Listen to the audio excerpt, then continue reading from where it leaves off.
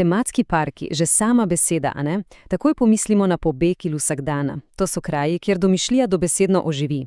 Pomislite samo na tiste ikonične Disneyjeve gradove, pa na filmske svetove Univerzala, ali pa, recimo, na to novo tehnološko čudo Las Vegas Sfera. Ja, to niso kar ene zgradbe, kaj ne?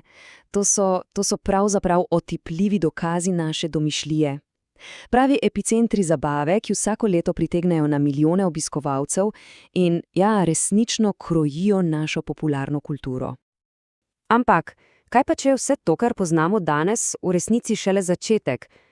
Kaj, če bi parki prenehali samo poustvarjati preteklost in bi namesto tega postali, nekakšen most v našo prihodnost, pravi portali v popolnoma nove svetove, svetove, ki jih poganja tehnologija, o kateri danes, roko na srce, lahko samo sanjamo? Pa poglejmo. Danes si ogledujemo vizijo za leto 2055. In to je prihodnost, v kateri parki niso več samo kraj za zabavo. Postanejo nekaj bistveno večjega. No, in tukaj je tisti ključni premik v razmišljanju.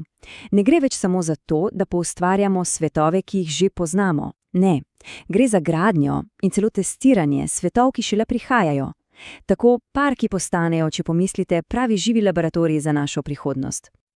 Vprašanje je, seveda, kako sploh zgraditi te nove svetove. Vse, ampak res vse, se začne pri arhitekturi. Ampak pozor, ne pri kakršnikoli arhitekturi. Ta mora temeljiti na popolnoma novih principih, tako tehnoloških kot seveda trajnostnih. Pa si poglejmo tole.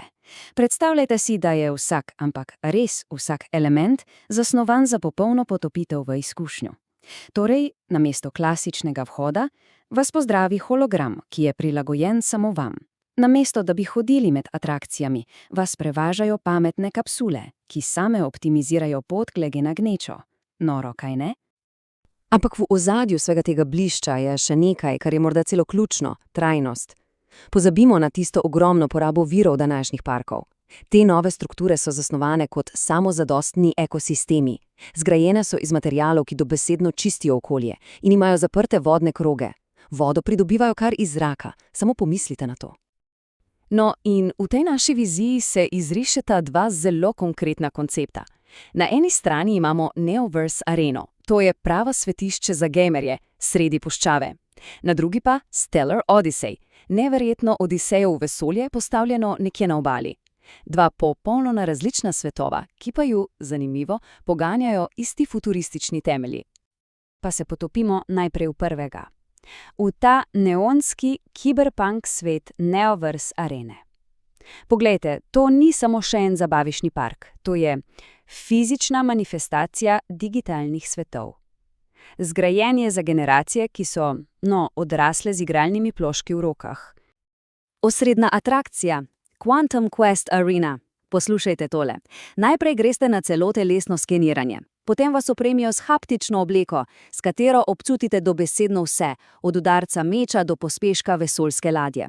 Nato vstopite v areno skupaj z 200 drugimi igralci in se spopadete z gigantskim robotom, ki ga poganja umetna inteligenca in se uči iz vsake vaše poteze.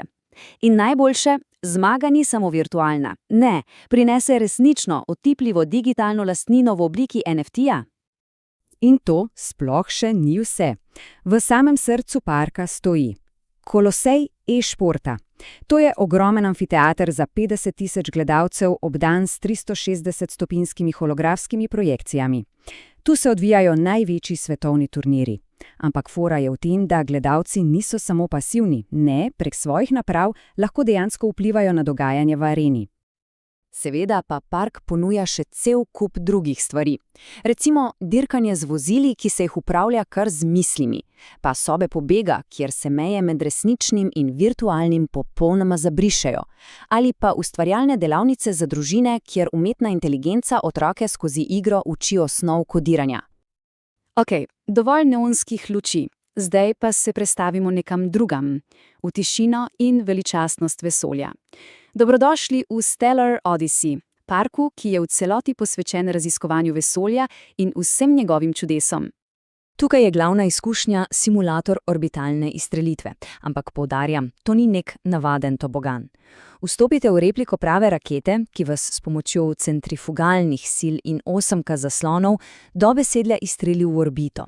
Občutite vsak trasljaj, vsak G sile, medtem ko gledate, kako se Zemlja pod vami počasi manjša. In po tej izstrelitvi se misija šele zares začne. Sledi priklop na repliko Mednarodne vesoljske postaje, kjer lahko izvajate prave znanstvene poskuse. Potem se mogoče potopite s podmornico v ledene oceane kakega oddaljenega planeta. Ali pa si v posebnem salonu nadenete elektromagnetne škornje in se, sprehodite po stropu. Ampak ta park ima še eno globlje poslanstvo. Veste, ne gre samo za zabavo, gre za navdih. Za navdihovanje naslednje generacije znanstvenikov in raziskovalcev. Z brezplačnim vstopom za šole in interaktivnimi laboratoriji postane učenje o kvantni fiziki ali robotiki, najboljša igra na svetu. Poglejmo zdaj širšo sliko.